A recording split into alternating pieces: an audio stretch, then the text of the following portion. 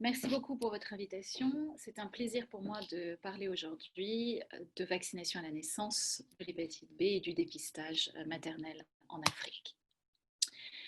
Vous le savez tous, le virus de l'hépatite B est extrêmement endémique dans les zones, dans les pays d'Afrique et d'Asie. On estime qu'environ 60 millions de personnes sont infectées de façon chronique par le virus de l'hépatite B en Afrique. Dans les pays à ressources limitées, le virus est transmis tôt dans l'enfance, soit de la mère à l'enfant, ce qu'on appelle la transmission verticale, soit plus tard dans l'enfance, qu'on appelle la transmission horizontale. En Afrique, on estime que la transmission horizontale est beaucoup plus importante que la transmission verticale. On estime que la transmission verticale est de 10 à 15%, représente 10 à 15% des transmissions du virus de l'hépatite B. Et c'est une des raisons pour laquelle la prévention de la transmission mère-enfant du virus de l'hépatite B a été longtemps un problème de santé publique négligé en Afrique. Alors pourtant, la prévention de la transmission mère-enfant est extrêmement importante et pour plusieurs raisons. Tout d'abord, on le sait bien, plus le virus est transmis tôt dans l'enfance, plus le risque d'hépatite chronique est élevé. Ce que l'on sait bien également, et ça a été montré par notre groupe de recherche Prolifica, plus le virus est transmis tôt, plus le risque de complications hépatiques est élevé. En d'autres termes, les sujets infectés de la mère à l'enfant ont un risque significativement plus élevé de fibrose hépatique, de cirrhose et de cancer du foie comparé aux personnes infectées plus tard dans l'enfance. Enfin, ce que notre groupe de recherche à Imperial College a montré, c'est que le nombre de contaminations liées à la transmission mère-enfant va devenir plus importante comparé aux contaminations plus tardives dans l'enfance, et ce, grâce à l'amélioration de la couverture vaccinale. Et enfin, ce que notre groupe a montré, et qui est à mon sens extrêmement important, c'est que pour arriver aux objectifs d'élimination du virus de l'hépatite B, il est absolument essentiel d'améliorer la prévention de la transmission mère-enfant. Vous voyez ici que l'amélioration de la couverture vaccinale ne sera pas suffisante pour impacter rapidement au cours des prochaines décennies sur le nombre de nouveaux cas du virus de l'hépatite B, mais qu'en revanche, la combinaison du traitement maternel et de la vaccination, indiqué ici en mauve, en violet, va avoir un impact beaucoup plus important. Alors malheureusement, je vous l'ai dit, la prévention de la transmission mère-enfant du virus de l'hépatite B a été un problème négligé en Afrique. Et on peut l'illustrer par cette étude menée par un de mes collègues, le docteur Shimakawa. Vous voyez ici que chaque année, le nombre de nouveau-nés infectés par le virus de l'hépatite B est 2 fois plus important que le nombre de nouveau-nés infectés par le VIH. Alors, comment améliorer ce problème? D'abord, vous le savez, depuis 1992, l'OMS recommande la vaccination universelle des enfants contre l'hépatite B, donc 3 doses à 8, 12 et 16 semaines de vie, et cela a été bien intégré dans les programmes de vaccination en Afrique avec une très nette amélioration de la couverture vaccinale. Depuis 2009, l'OMS recommande la vaccination à la naissance contre le virus de l'hépatite B, c'est-à-dire l'administration de la première dose du vaccin dans les 24 premières heures de vie. Malheureusement, et vous le voyez ici par ces chiffres, la couverture vaccinale à la naissance contre l'hépatite B est extrêmement faible parce qu'il est difficile de mettre en place la vaccination à la naissance, et notamment en Afrique.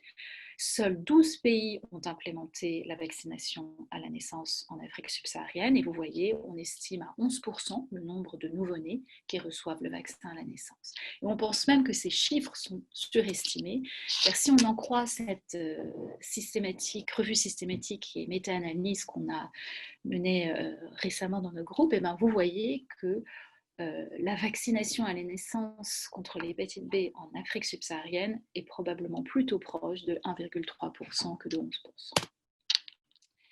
Alors, comment expliquer cela? Eh bien, il y a de multiples barrières à l'implémentation de la vaccination à la naissance. D'abord, des problèmes logistiques. Beaucoup de femmes donnent encore naissance à la maison ou dans des structures non médicalisées.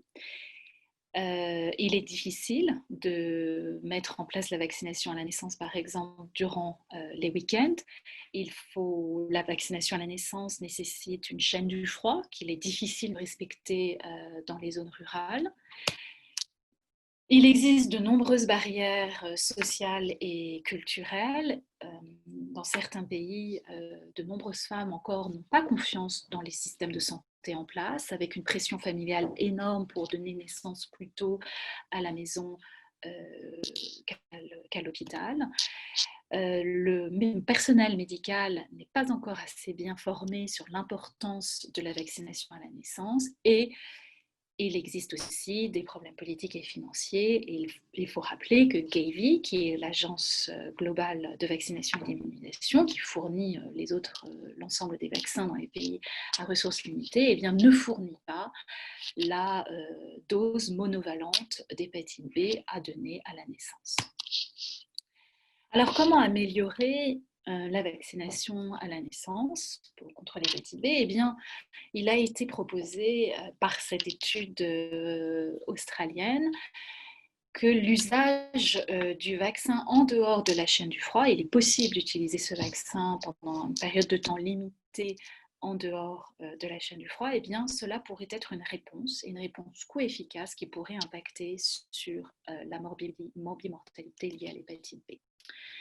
L'usage de dispositifs pré-remplis, simples d'utilisation, qui pourraient, comme Uniject, qui est un système très facile à utiliser et utilisé pour d'autres pathologies, pourrait être une réponse pour améliorer la couverture vaccinale.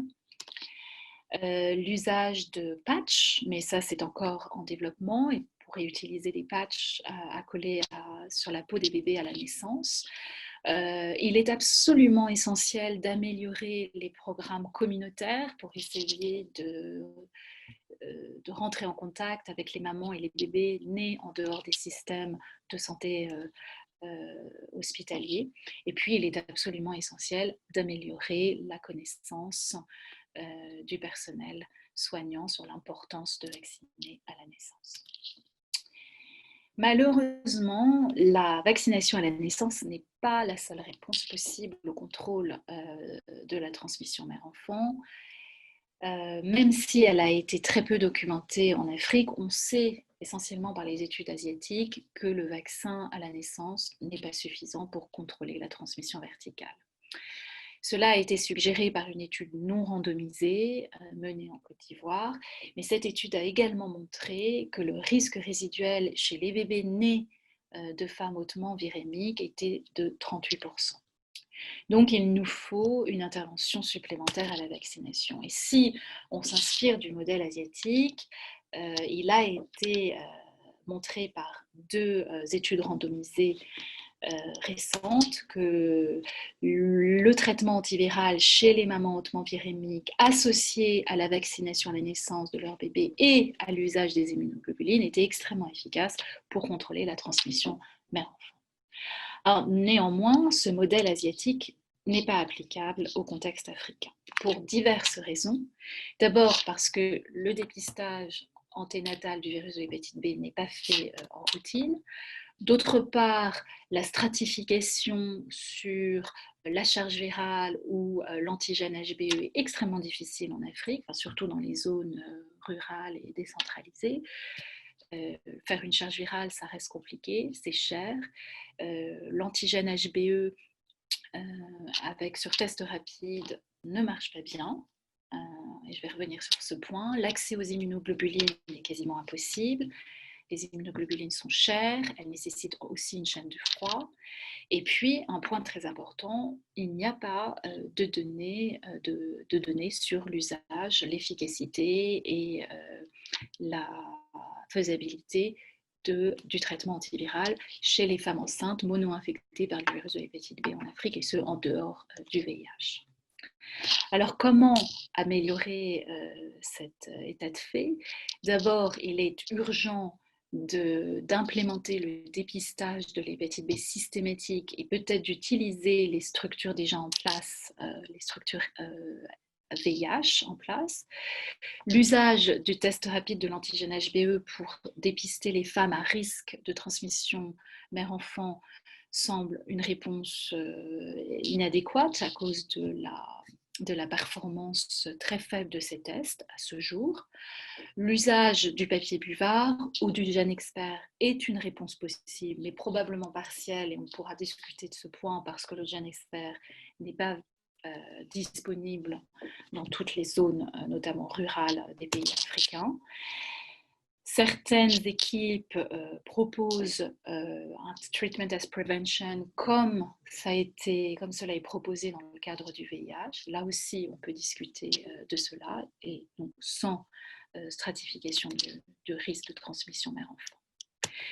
Alors, je voudrais finir cette présentation en espérant vous avoir convaincu sur le fait que la prévention de la transmission mère-enfant du virus de l'hépatite B est extrêmement importante pour contrôler l'épidémie et arriver aux objectifs d'élimination du virus de l'hépatite B, et en Afrique également, comme en Asie. Il est urgent de développer des stratégies adaptées au contexte africain pour améliorer la couverture vaccinale à la naissance, mais également pour améliorer le dépistage et le traitement des femmes infectées par le virus de l'hépatite B. Je vous remercie. J'en profite pour remercier tous mes collègues avec qui je contribue tous les jours et qui font partie du programme Prolifica, qui sont nos partenaires, et je vous invite à visiter notre site web ou à nous suivre sur Twitter et Facebook. Voilà. Merci beaucoup et merci au comité d'organisation.